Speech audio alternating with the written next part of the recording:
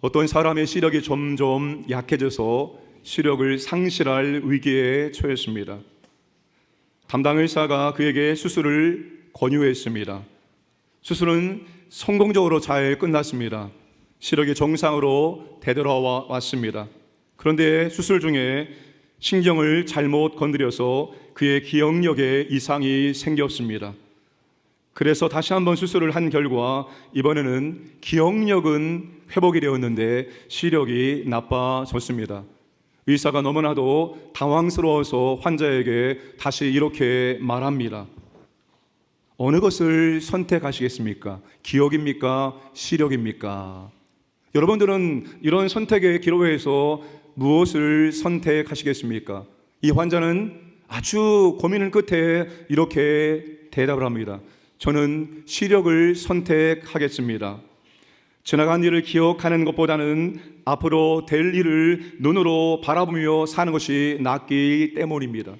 이번의 선택이 현명한 선택이라고 생각하십니까? 네, 현명한 선택이라고 생각합니다. 이처럼 선택을 잘하면 좋은 결과가 있지만 선택을 잘못하면 불행한 결과가 오게 되어 있습니다. 우리의 인생은 선택의 연속이라고 말합니다. 오늘 저와 여러분들이 여기에서 예배를 드릴 수 있는 것도 여러분들이 선택했기 때문에 가능한 것입니다. 오늘 비가 오는데 날씨가 그런데 갈까 말까 여기서 드릴까 저기서 드릴까 고민했을 때 여러분의 선택에 의해서 여러분들은 오늘 예배당에 나와서 예배를 드리고 계신 것입니다. 그렇다고 해서 우리 시니어 어르신들, 지방에 계신 분들, 또 이런 어려움 때문에 온라인을 들으신 분들 부담을 갖지 않으시기를 바랍니다. 우리의 일상은 크고 작은 선택의 연속입니다. 간혹 이걸 선택하든 저걸 선택하든 아무렇게 선택을 하든 별 문제가 되지 않은 경우가 있습니다. 그런데 인생에 있어서 가장 중요하고도 심각한 문제들에 직면하게 되면 선택을 잘하고 못하고에 따라서 엄청난 결과를 얻게 되어집니다. 그래서 선택은 중요합니다. 선택이 얼마나 중요하면 순간의 선택이 평생을 좌우한다는 말도 합니다. 그런데 순간의 선택은 평생을 좌우하는 것이 아니라 영혼을 좌우할 수 있습니다. 오늘 예수 그리스도를 나의 구주, 나의 주님으로 선택하고 영접한다면 천국에서 영생을 누릴 수 있습니다. 그러나 그 예수 그리스도를 거부한다면, 배척한다면 지옥에서 영생을 누릴 수 있습니다. 구원의 확신이 없거나 구원의 감격이 식어진 분들은 오늘 오후에 예수 영접 모임에 꼭 참석하시기를 권하여 드립니다. 사랑하는 광인의 성도님들은 모두 예수 그리스도를 선택하시고 영접하셔서 현세에서 하나님 아버지께서 이미 주신 복을 내 것으로 만들고 누리고 흘려보내기를 축복합니다. 내세 천국에서 영생 복락을 누리시기를 축복합니다. 본문은 아브라함과 롯이 헤어지는 장면입니다. 모두 다 장막을 옮깁니다. 오늘날로 말하면 이사를 간 것입니다. 롯과 아브라함이 서로 다른 선택을 합니다. 그들이 어떤 기준에서 선택했는지 말씀을 나누겠습니다. 오늘은 롯의 기준의 선택, 다음 주에는 아브라함의 또한 선택의 기준을 나누도록 하겠습니다. 칼 바르트라는 유명한 신학자가 이런 말을 했습니다. 그리스도인들은 한 손에는 성경을, 다른 손에는 신문을 들어야 된다. 어떻게 기도해야 하는가는 성경에 있고 무엇을 기도해야 하는 것은 신문에 있다라고 말했습니다. 신문은 현실을 상징하고 성경은 믿음을 상징합니다. 성도는 내가 살고 있는 세상이 어떤 세상인지 현실을 잘 알아야 됩니다. 현실 파악을 잘 해야 됩니다. 또한 성도는 자신이 살고 있는 현실에서 믿음으로 살아야 합니다. 그래서 믿음 관리를 잘 해야 합니다. 믿음과 현실은 분리될 수 없습니다. 우리의 믿음은 현실에서 입증할 수가 있습니다. 그래서 현실을 떠나 산속에 들어가거나 섬에 들어가는 것은 절대로 믿음을 입증할 수가 없습니다. 아예 그런 생각을 벗어버리기를 바랍니다. 도시에서 사람들이 많은 곳에서 하나님의 복음을 증거하는 삶을 살기를 결단하시기를 주님의 이름으로 축복합니다. 그런데 여러분, 현실과 믿음은 충돌하고 갈등할 때가 참 많이 있습니다.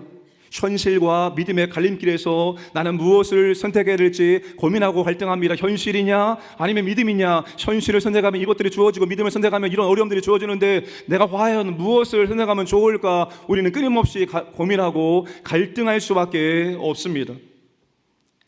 아브라함과 롯도 현실과 믿음 사이에서 어떻게 할 것인가, 무엇을 선택할 것인가 고민하며 갈등했을 것입니다. 자, 아브라함과 조카 롯 사이에 문제가 생겼습니다. 6절과 7절 말씀. 그 땅이 그들이 동거하기에 넉넉하지 못하였으니 이는 그들의 소유가 많아서 동거할 수 없었음이니라. 그러므로 아브라함의 가축의 목자와 롯의 가축의 목자가 서로 다투고 또 가나안 사람과 브리스 사람도 그 땅에 거주하였는지라. 아브라함의 가축의 목자와 롯의 가축의 목자가 다투었습니다. 왜냐하면 아브라함도 롯도 부자였기 때문입니다. 소유가 많았기 때문입니다. 양과 염소가 많았기 때문입니다. 그런데 그들이 함께할 땅은 너무나도 비좁았습니다. 다시 말하면 목초지가 너무나 비좁았기 때문에 좋은 목초지를 차지하기 위해서 그렇게 갈등하고 다투게 된 것입니다. 사람은 너무나 적어도 다투고 너무나 많아도 다투게 되었습니다. 교회도 너무나도 가난해도 다투고 교회가 너무나 부유해도 다툽니다.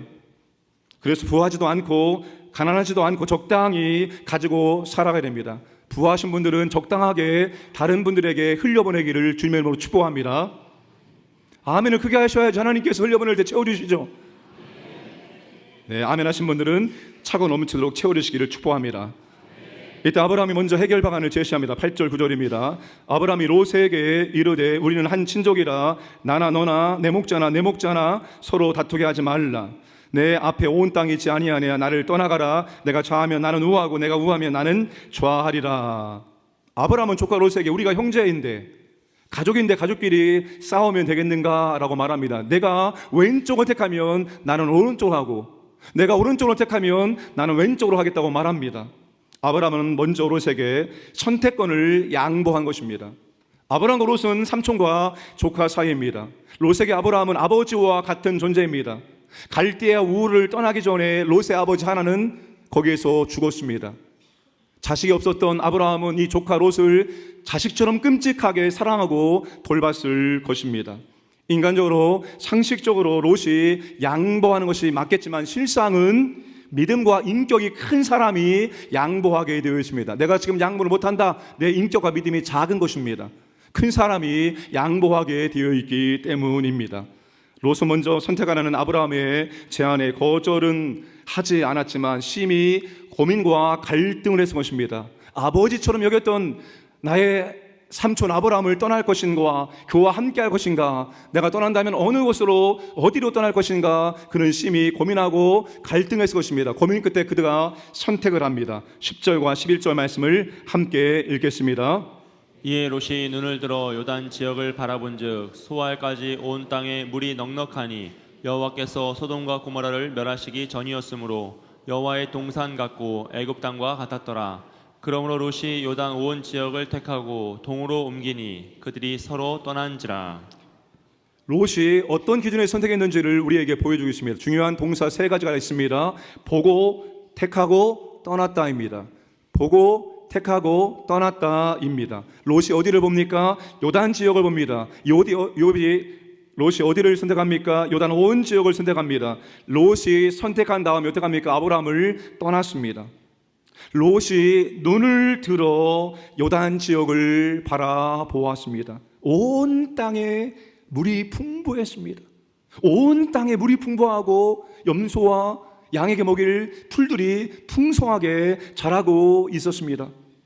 소알과 소돔과 고모라는 사해 남동쪽에 있는 정말로 부유한 도시였습니다. 하나님이 심판하기 전에 물과 풀이 풍부하고 정말 살기 좋은 곳이었습니다. 여기가 왜 부유한 곳인가 하면 여기에서는 소금이 났기 때문입니다.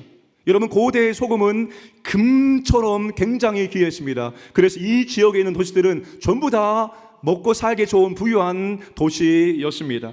얼마나 풍요롭고 얼마나 좋은 도시였는지 여호와의 동산처럼, 에덴 동산처럼 애굽의 땅과 같다라고 말하고 있습니다. 이것이 롯의 선택의 기준입니다. 여러분, 롯이 선택을 잘못했습니까? 롯의 선택이 잘못되었습니까? 도대체 어디가 잘못되었습니까? 롯의 선택은 현실적으로 잘못된 것이 단 한 가지도 없습니다. 그는 목축을 합니다. 목축을 성공하기 위해서는 무엇이 필요합니까? 물과 필요합니다. 물과 풀이 많은 곳을 선택해서 나간 것은 현실적으로 전혀 문제가 되지 않습니다. 그는 정확하게 바라보고 정확하게 판단하고 정확하게 선택을 잘 한 것입니다. 그런데 문제는 믿음의 관점으로 바라보면 문제가 있다는 것입니다. 지금 롯이 선택을 하고 있는데 여기에 믿음이 들어가 있습니까? 여기에 하나님이 들어가 있습니까? 그가 하나님 때문에 고민하고 하나님 말씀을 붙들고 기도하고 제단을 쌓고 이러한 모습이 보이고 있느냐 말입니다. 롯에게는 이런 모습이 전혀 보이고 있지 않습니다. 왜냐하면 롯의 선택의 기준은 믿음이 아니라 현실이기 때문입니다. 롯의 관심은 믿음보다도 현실에 있었습니다. 롯이 눈을 들어 요단 지역을 바라보았습니다. 주어가 롯입니다. 아브라함과 대조적으로 주어가 롯입니다.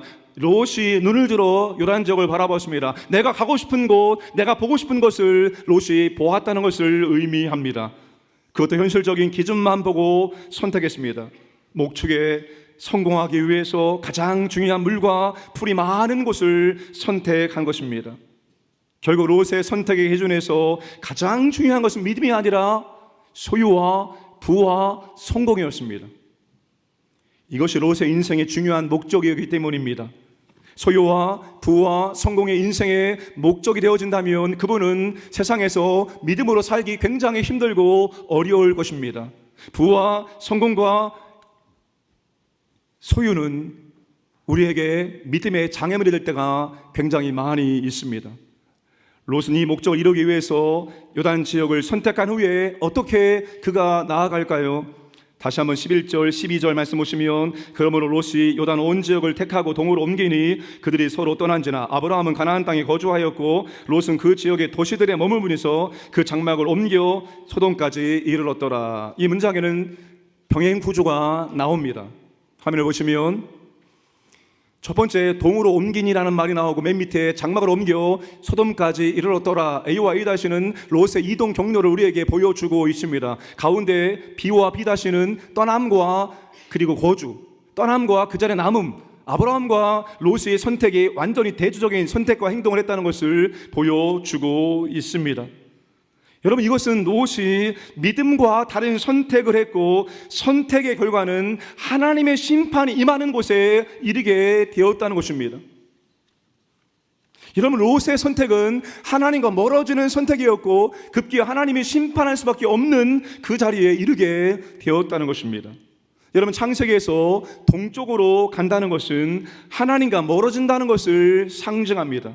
믿음과 별개의 삶을 산다는 것을 의미합니다. 아담과 하와가 선악과를 따먹고 범죄했습니다. 에덴 동산에서 추방당할 때 그들이 북쪽으로 추방당했습니까? 남쪽으로 추방당했습니까? 서쪽으로 추방당했습니까? 어디로 추방당했습니까? 어디로 추방당했습니까? 아니, 하나 남았잖아요. 동쪽으로 추방을 당했습니다. 하나님이 동쪽으로 추방하고 그 동쪽에 무엇을 세워놓습니까? 창세기 3장 24절 이같이 하나님이 그 사람을 쫓아내시고 에덴 동산 동쪽에 그룹들과 두루두는 불칼을 두어 생명나무의 길을 지키게 하시니라. 다시 생명나무 안에 들어와서 생명나무를 얻지 못하도록 하나님이 동쪽의 문을 굳건하게 지켰습니다. 가인이 동생 아벨을 죽이고 여호와 앞을 떠나서 에덴 동쪽 놋 땅에 거주하였습니다. 창세기 4장 16절 가인이 여호와 앞을 떠나서 믿음을 떠나서 에덴 동쪽 놋 땅에 거주하더니 여러분, 롯은 동쪽으로 떠났습니다. 요단 들판에서 점점 도시 쪽으로 옮겨가면서 마침내 그는 소돔에 정착하게 되어집니다. 여러분, 롯이 장막을 점점 옮겨 마침내 소돔에 이르게 되었다는 것은 롯이 약속의 땅을 완전히 벗어났다는 것을 의미합니다. 지도를 보시면 약속의 땅의 제일 남단을 화살표 하단에 보시면 브엘세바입니다. 근데 지금 이 롯이 어디서부터 내려왔을까요? 저 상단에 보시면 베델과 아이 사이에서 저 베델과 아이 사이에서 계속 장막을 옮겨가면서 내려왔는데 마침내 사해 남동쪽 아래에 있는 저 화살표 끝에 있는 소돔에 이르게 된 것입니다. 차후에 12지파에게 하나님께서 땅을 분배해 줄 때 요단 동편에 땅을 분배받은 지파가 있습니다. 두 개의 지파 반이. 근데 가장 동쪽에 남쪽에 땅을 받은 지파가 루벤 지파입니다. 근데 루벤 지파가 받은 땅 안에 소돔이 들어있지 않습니다. 소돔은 저 밑에 한참 밑에 들어있기 때문입니다. 그러니까 롯이 장막을 점점 도시로 옮겨 소돔에 이르게 되었다는 것은 약속의 땅을 완전히 벗어나게 되었다는 것을 의미합니다. 뿐만 아니라 롯이 정착한 소돔이 어떤 도시입니까? 13절에 소돔 사람은 여호와 앞에 악하며 큰 죄인들이었더라. 여러분, 롯이 전도하기 위해서 소돔에 들어갔을까요? 아니라고 생각합니다. 하지만 소돔은 여호와 앞에 악하며 큰 죄인들이 살고 있는 도시입니다. 여러분, 소돔은 약속의 땅, 축복의 땅이 아니라 범죄의 땅이었었고 하나님의 심판의 땅이었었고 멸망의 땅이었습니다. 그런데 장막을 점점 옮기더니 그 멸망의 땅에, 그 심판의 땅에 롯이 정착을 하게 된 것입니다. 사랑하는 여러분, 롯은 믿음보다 하나님의 약속보다 현실을 기준 삼아 선택하고 움직인 사람입니다. 여러분, 롯은 현실의 눈은 너무나도 밝았습니다. 현실의 이치는 너무나 잘 박았어요. 현실의 눈은 너무나 밝았지만 그는 믿음의 눈은 흐렸습니다. 믿음의 감각은 너무나도 둔했습니다. 롯이 비신자입니까? 롯은 신자입니다. 그래서 아브라함이 하란에서 연고지가 없는 가나안 땅에 들어올 때 아브라함을 따라온 거예요. 여러분, 처음에 아브라함이 갈대아 우르에서 그 번성한 문명의 도시에서 하란을 넘어옵니다. 그리고 하란에 정착합니다. 하란에서 이제 정착을 해서 많은 것들을 얻습니다. 부유해 줍니다. 여러분, 롯은 그 하란 땅에 남아 있어도 괜찮아요. 근데 롯이 삼촌을 따라서 믿음을 가지고 같이 가나안 땅에 들어오게 된 것입니다. 그런데 가나안 땅에 살면서 점점 많아지고 부유해지니까 그가 믿음이 약해지고 오히려 현실적인 것이 더 크게 되어진 것입니다. 롯의 선택해주는 믿음보다 현실이었습니다. 롯의 선택해주는 소유, 물질, 성공, 부자였습니다. 롯이 부와 성공이라는 목적을 이루기 위해서 계속해서 장막을 옮깁니다. 왜? 더 부자가 되기 위해서, 더 많이 소유하기 위해서 끊임없이 장막을 옮깁니다. 물론 목축을 하기 때문에 옮겨야 되겠지만 롯이 끊임없이 옮긴 이유는 더 많은 것을 얻기 위함이었습니다. 최종적으로 악한 도시, 범죄 도시 소돔에 정착하게 된 것입니다. 부와 성공이 잘못된 것이 결코 아닙니다. 그러나 그것을 인생의 목적으로 삼고 그것을 이루기 위해서 현실에서 믿음으로 선택하지 않고 현실과 자신의 기준이 되어 선택하는 것은 잘못된 것입니다. 믿음의 눈은 희미하게 뜨고 현실의 눈만 밝게 뜨고 사는 것은 문제입니다. 똑같이 현실 속에서 어떤 사람은 믿음을 봅니다. 믿음의 눈을 들어서 바라보는데 어떤 사람은 믿음의 눈을 감고 그저 현실만 바라봅니다. 눈앞에 당장의 이익만 바라보게 되어집니다. 사랑하는 여러분, 아무리 그 선택이 현명한 선택이라 할지라도 하나님과 멀어지게 만드는 선택이라면, 믿음과 멀어지게 만들고 믿음을 약하게 만드는 선택이라면, 하나님의 약속의 말씀을 붙잡지 못하게 만드는 선택이라면 그 선택은 올바른 믿음의 선택이 될 수 없습니다. 그건 현실의 선택이지 믿음의 선택이라고 말할 수가 없습니다. 여러분, 현실에서 롯처럼 현실과 자신의 기준이 되어 선택하고 살아가면 당장은 편하고 좋을 수 있습니다. 그리고 자신이 원하는 것을 얼마든지 얻을 수 있습니다. 세상에서 부유하고 성공했다는 그런 말을 들을 수도 있습니다. 그런데 결과는 하나님의 뜻과 약속에서 벗어난 곳에 이를 수 있다는 것입니다. 하나님이 원하신 지점은 이 지점인데 정반대의 지점에 이를 수도 있다는 것입니다. 믿음의 눈은 감고 현실의 눈만 뜨고 현실만을 보고 달려간다면 하나님이 원치 않는 곳에, 정반대 곳에 이를 수 있습니다. 바로 소돔에 이를 수 있습니다. 소돔은 하나님의 심판을 상징하는 도시입니다. 하나님을 대적하고 하나님께 범죄한 도시를 상징합니다. 그것은 하나님이 기뻐하시는 그런 곳이 아닙니다. 그런데 우리가 현실에 눈만 뜨고 현실의 기준 삼아서 선택하고 살아가면 현실적으로 잘 될 수 있지만 믿음으로의 관점에서는 정말 하나님이 원치 않는 곳에 다다르게 될 수도 있습니다. 무엇보다도 현실과 자신이 기준이 된 선택은 결국 모든 것을 잃을 수 있다는 것입니다. 그것이 창세기 19장에서 보여주는 롯의 최후입니다. 여러분, 롯이 그 소돔이 멸망당할 때 그가 도대체 무엇을 갖고 그 소돔을 빠져나올 수 있었습니까? 그의 한평생 그의 땀과 그의 수고와 그의 시간과 모든 것을 다 들여서 애써 마련했던 모든 재산을 그 땅에 다 내려놓고 아무것도 가져오지 못하고 빈 몸뚱으로 그가 거기를 탈출해서 산속의 동굴 속에 들어가게 되어줍니다. 그가 겉으로 원했던 것들 하나도 가져가지 못하고 빈몸으로 그렇게 그것을 탈출하게 되었다는 사실입니다. 하나님의 뜻과 상관없이 믿음은 생각하지 않고 현실만 보고 살아가는 인생의 결과는 성공이 아니라 실패했습니다. 여러분, 언제나 사람이 보는 성공이 아닙니다. 세상이 인정하는 성공이 아닙니다. 하나님이 인정해 주시는 성공적인 삶을 살아가야 되는 것입니다. 그러나 여러분, 현실적인 기준으로 선택을 나아가면 절대 하나님께서 인정하시는 그런 삶을 살 수가 없을 것입니다. 여러분, 우리가 믿음으로 선택하면 힘듭니다. 현실이냐 믿음이냐 생각할 때 믿음을 선택하면 항상 힘들어요. 어려워요. 그래서 우리는 여러분 믿음보다도 현실을 선택합니다. 왜? 당장 씹으니까, 당장 편하니까, 당장 이익이 있으니까. 근데 여러분, 시간이 지나면 지날수록 현실의 선택은 더 어려워집니다. 근데 믿음의 선택은 처음은 힘들고 어렵습니다. 처음은 힘들고 어려워도 계속 믿음으로 선택해 나아가면 가면 갈수록 쉬워지고 더 좋아지게 되어지고 마침내 이렇게 말합니다. 야, 그때 내가 이렇게 선택한 것이 너무나 잘한 선택이야.